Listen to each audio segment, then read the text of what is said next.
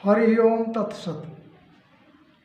आज हम लोग आत्मा की थोड़ी सी बात करेंगे और आत्मा के मुक्ति का अनेकों अनेक साधनों में से एकमात्र साधन हम आपसे चर्चा करेंगे, जो कि अत्यंत आसान है। आत्मा की मुक्ति के लिए अनेकानेक साधन हैं, लेकिन उसमें से एक हम आपको आसान तरीका बताते हैं।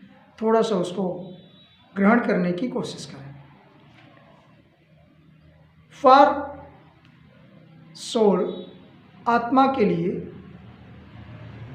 सभी चीज़ें किसी भी रूप में हों, जीवन और समष्टि की सारी चीज़ें, जीव हो निर्जीव हो सजीव, सभी में आत्मा की उपस्थिति है। और आत्मा के लिए सब नश्वर है, सब उसके लिए बिना वैल्यू की चीज़ है, अर्थात आत्मा स्वयं में पूर्ण है और यह परम की इच्छा से परम की शक्ति है और परम सत्य है, जो हमने कहा ईश हरि ओम तत् सत। जो ईश्वर की इच्छा है, जो वही सत्य है, उसके अलावा कुछ भी सत्य नहीं है। आत्मा के लिए न कोई लिंग है, न जाति है, न बोध है, न धर्म है, न कोई जीव या सजीव है। अभी समस्त जीवों के लिए और निर्जीवों के लिए उसमें उपस्थित आत्मा सिर्फ उपस्थित रहती है, जो परम का रूप है, जो परमेश्वर से प्राप्त सत्ता है। There is no difference between the man and women for the soul. आत्मा के लिए पुरुष और स्त्री का कोई मान नहीं है। पुरुष के अंदर ही आत्मा वही है और ईश्वर किसी भी रूप में, महिला स्त्री सबके रूप में आत्मा एक ही है।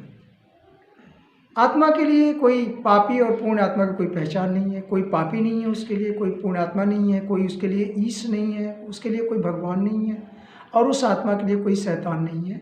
सद्गुरु और परम गुरु और हम लोग जो मनुष्य हैं, जो गुरु का दर्जा नहीं लिए हैं, उनके लिए भी सब लोगों की आत्मा एक जैसे और एक समान है।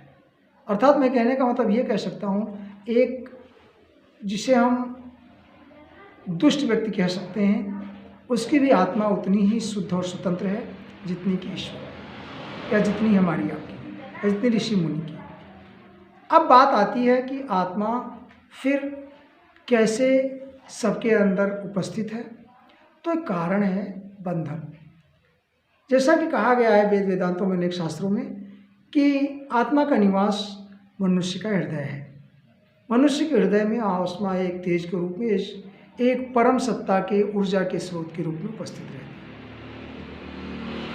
है। और हृदय के अंदर होने का मतलब कहीं न कहीं उसे शरीर से बांधा गया है, शरीर की दृष्टि से या शरीर के बॉन्डेज से। कहने का मतलब कोशिकाओं की संरचना से वह बंधा हुआ है।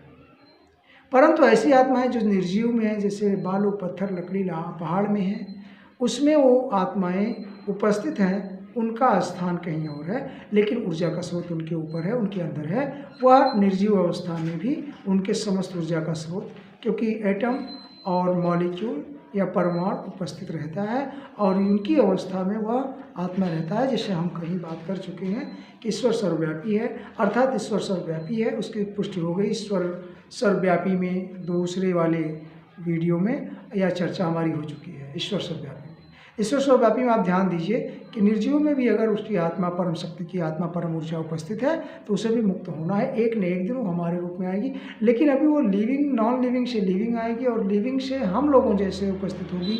तो उसमें जब तक मुक्ति का मार्ग मानने का मतलब बांड कम हो। निर्जीव चीज़ों में बांडेज ज़्यादा होती है सजीवों की अपेक्षा।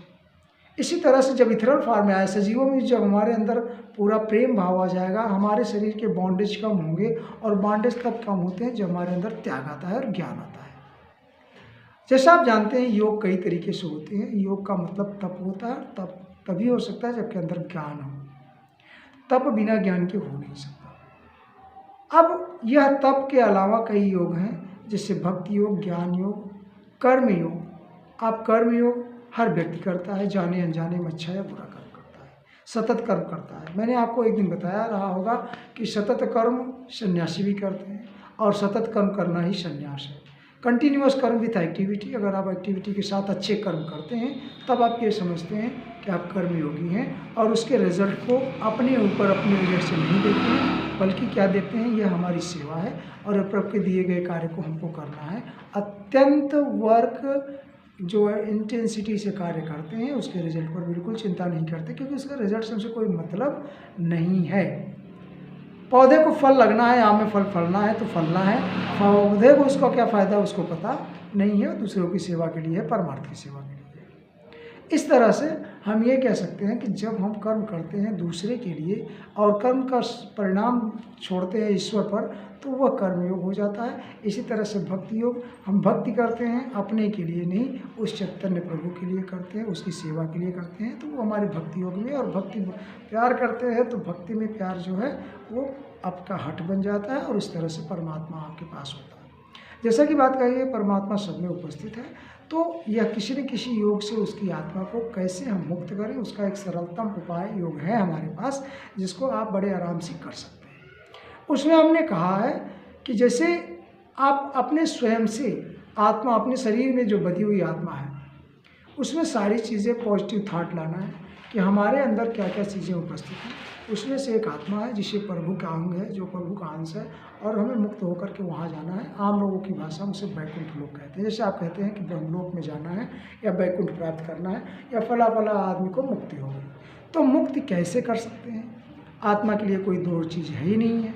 अब हम उसको ये कहते हैं, जैसे आप अपनी सकारात्मक विचार लाएं। सकारात्मक विचार बहुत तरीके से लाए जा सकते हैं।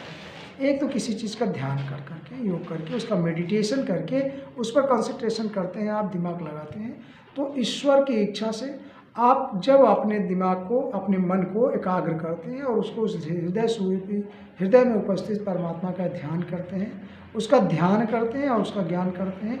ध्यान करना अलग बात है, ज्ञान करना अलग बात है। ज्ञान करते हैं मतलब उसको जानते हैं, और जब तक उसको जानते नहीं कि वो यहाँ पर है वहाँ पर, तब तक उस पर ध्यान नहीं लग सकता। तो मेरे कहने का मतलब मुक्ति का सबसे बड़ा अगर साधन है तो कोई ज्ञान है।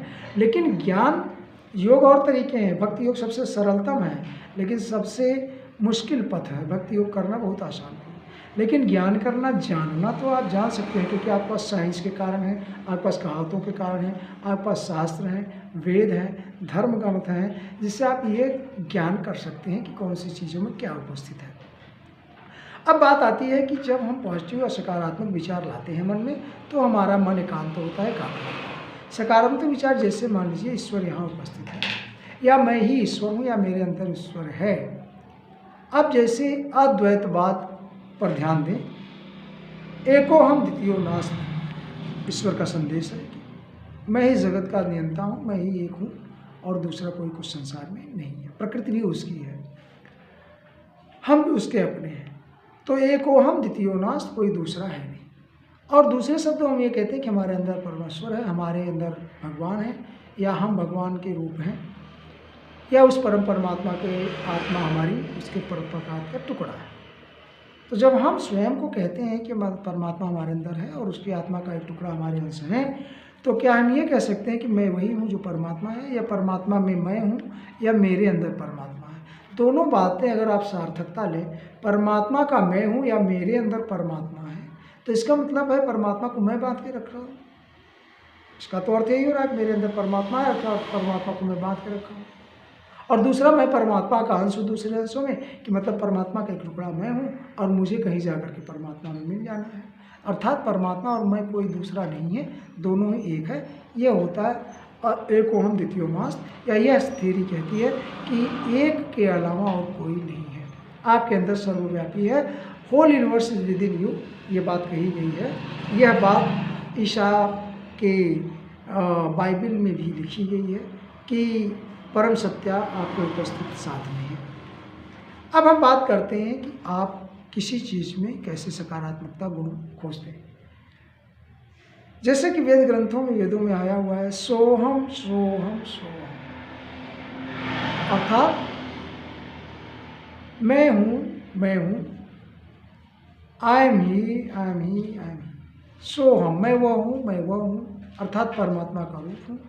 सोहम, सोहम कहने का अर्थ हुआ कि मैं हूँ, मैं वह हूँ, वह मैं हूँ, अर्थात I am he, I am he, I am Shiva, शिवोहम, उसके बाद एक शब्द आता है शिवोहम, इस देर सोहम क्लोज